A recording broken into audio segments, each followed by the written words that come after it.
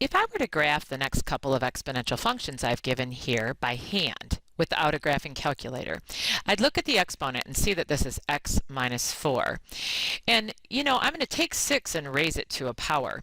So I'm fairly certain that I don't want to take 6 and raise it much more than to the second power.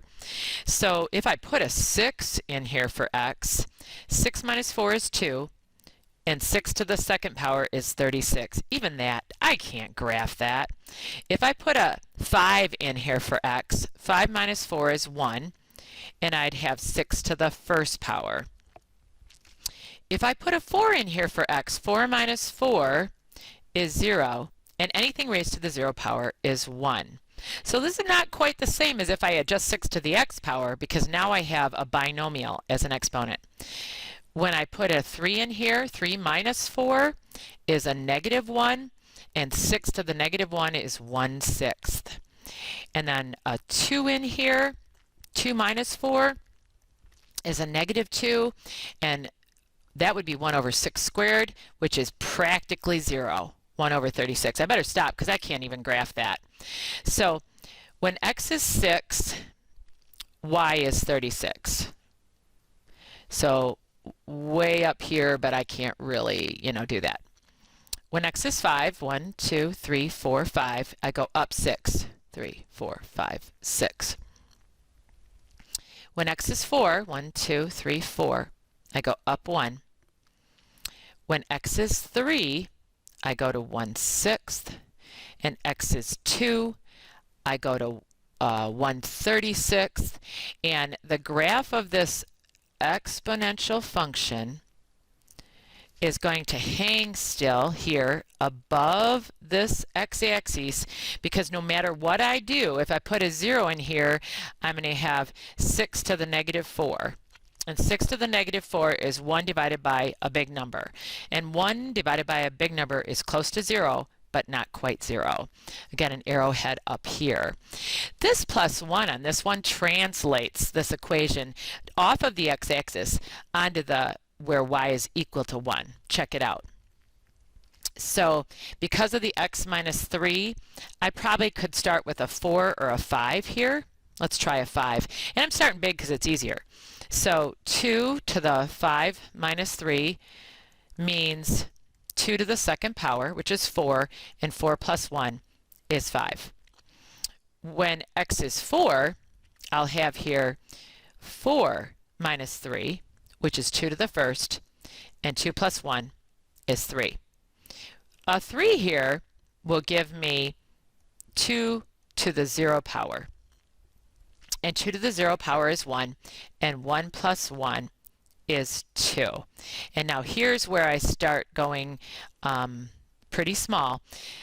2 minus 3 is a negative 1, and 2 to the negative 1 is a half, and a half plus 1 is 1.5. And then 2 to the negative 2 is a quarter, and a quarter plus 1 is 1.25. And when I keep going here, I'll get 1 1/8, and 1 1/16, and 1 1/32, and 1 1/64. So I'm trying to approach 1, but I won't be able to get there. So let's start from the top.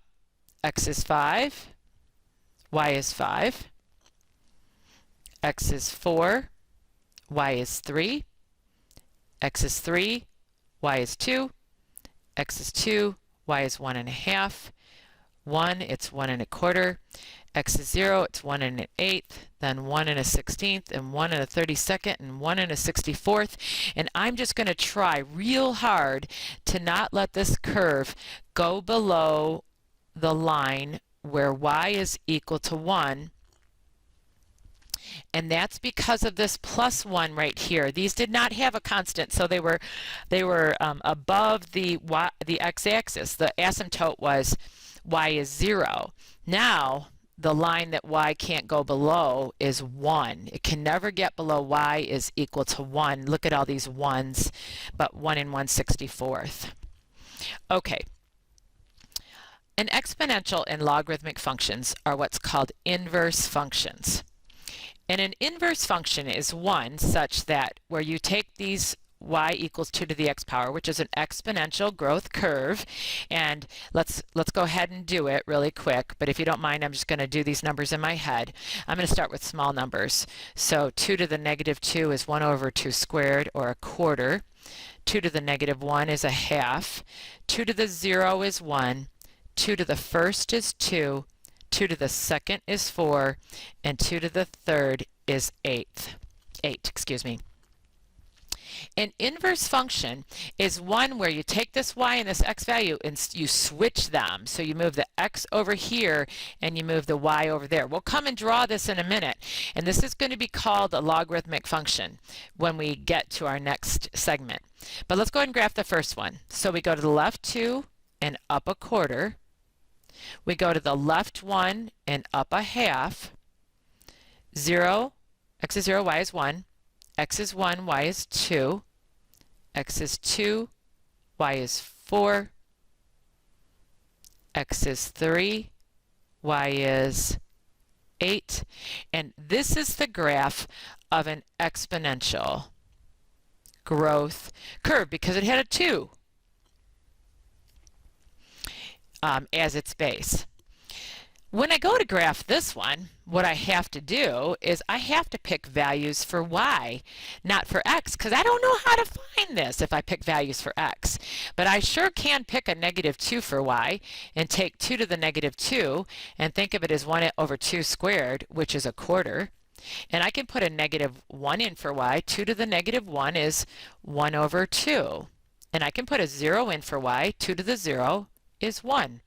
And a 1, 2 to the first is 2, 2 to the second is 4, 2 to the third is 8. Again, this is an exponential function, and I'm getting ready to graph its inverse. So would you notice that all these x values are positive? I cannot get negative numbers because my answers will always be greater than 0. I just can't get negative numbers for this. So in the x direction, I'm going to go to the right a quarter and down a negative 2. That ordered pair right there is a switcheroo with this one. Those two are switcheroos. The next one, x is a half, y is a negative 1. That's a switcheroo with that one. The next one, x is 1, y is 0. That one's a switcheroo with this one. These two are switcheroos. The next one, go to the right 2 and up 1. Versus going to the right 1 and up 2. These two are switcheroos.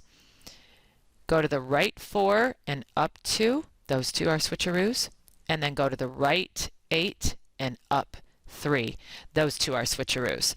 This is the graph of a logarithmic function. Its values for x can never be negative, but its values for y can be anything, all real numbers. So it goes way down here to a negative infinity, and it just keeps going up and up and up.